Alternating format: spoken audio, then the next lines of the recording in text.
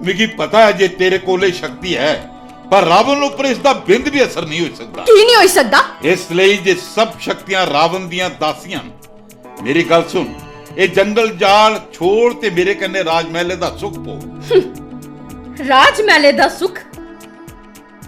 एक कखे दी कुल्ली गै चंगी, महले दा की करना? इत्थे जम्मी बड्डी होई, इत्थे गै हुन मरना। सच आखा करनी है, इस कखे दी कुल्ली अगे महल भी पानी भर दे, जिथे शलैपा फुमड़ियां पांदा, कई जींदे कई मरदे।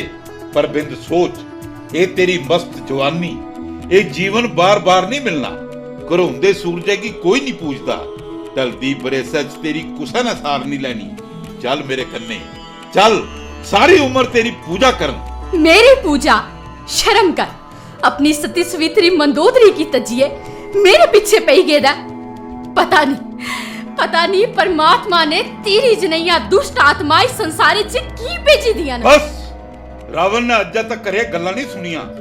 अली ते मैं तुकी समझा करदा हा, पर हुण इयां बजोंदा है जे सीधी उंगलियां क्यों नहीं निकलना। ते उंगलियां त्रेडियां करिए दिख ले, जे तू रावण है ता मैं भी एक जोगन हां। जोगन? कोदी जोगन? ओ छलिए दी जोगन? सुन, जे मैं हुण के तेरे विष्णु ते ओदे विष्णु लोक गी पताल ते सुट्टी दियां, उसदा नां गै मटाई दियां, ता ते तू मेरी गल मन्नी जागी ना। तेरी के मजाल जे तू उस शक्तिशाली दा निरादर करे। चेता कर, है ते तू उसे दी ड्योटी दा द्वारपाल। ओ बल्दी पर क्यों पाया ही जोग ने? पुराना किस्सा छेड़िए मिगी रोज चढ़ाया ही जोग ने। तू मेरा छड़ा प्यार के दिखेदा है, क्रोध नहीं दिखया। चुप करिए मेरे कन्ने चली पो। पापी को कर भी है नहीं हो सकता। रावण भी तुकी नहीं छोड़ सकता। तू ते मेरा परछावा भी नहीं ले जा सकता। मैं उन्हें तुकी ले जाऊं। ओदे शा पहले मैं अपनी जीवन लीला समाप्त करी ओड़ंग। आत्मघात करना पाप है। तू मिगी पूरी भावना कन्ने छुई लेता है। ओने शरीर विष्णु भगवान की अर्पण करने योग नहीं रहा। इसी छोड़िए, मैं राजा जनक दे कार सीता रूप च जन्म लैं ते तेरे कुले दा सर्वनाश करंग।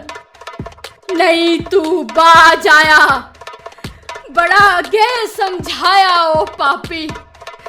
तू बालें दे भलेखे सप्पेंगी हथ पाया ओ पापी। मेरी साधना दिल चोले की दागो दाग करी दिता। तू अपनी मौत की आपू बुलाया ओ पापी। हे नारायण, हे नारायण, हे सर्वशक्तिमान, हे सर्वशक्तिमान।